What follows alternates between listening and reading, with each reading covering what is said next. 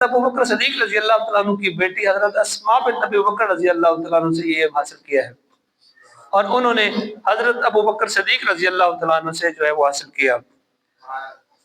ام المومنین سیدنا عائشہ کے بھانجے حضرت عروہ بن زبیر رضی اللہ تعالیٰ عنہ وہ پوچھتے ہیں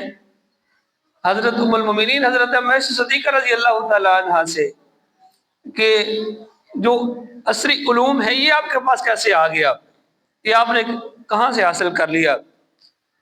فرمایا وَلَكِنْ أَعْجَبَكَ مِنْ عِلْمِكَ بِالطِّبِّ كَيْفَ هُوَ وَمَنْ أَيْنَ هُوَ، یہ جو میڈیکل سائنس کا شوق آپ نے ڈاکٹر بنی ہے تو یہ آپ نے کیسے حاصل کر لیا ہے؟ آپ سرجن بن گئیں، علم طب میں آپ نے اتنی بڑی مہارت حاصل کر لی ہے تو یہ آپ نے کہاں سے حاصل کیا؟ تو انہوں نے کہا، عروہ بن زبیر رضی اللہ تعالیٰ عنہ کے ان کے بھانجے تھے، ان کے کندھے کے اوپر آپ نے ہاتھ رکھا، کہا بھانجے کہ یہ میں نے علم نبی کریم صلی اللہ علیہ وسلم سے حاصل کیا ہے۔ آقا کریم صلی اللہ علیہ وسلم جب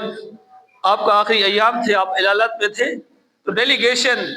جو عرب کے وفود آیا کرتے تھے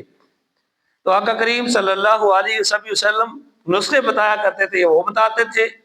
وہ نسخوں کو اور دوائیوں کو میں خود تیار کرتی تھی۔ کون کہہ رہی ہے؟ ام المومنین حضرت عائشہ صدیقہ رضی اللہ تعالیٰ عنہ فرماتی ہیں کہ یہ میڈیکل سائنس کا جو شعبہ تھا یہ میرے پاس تھا،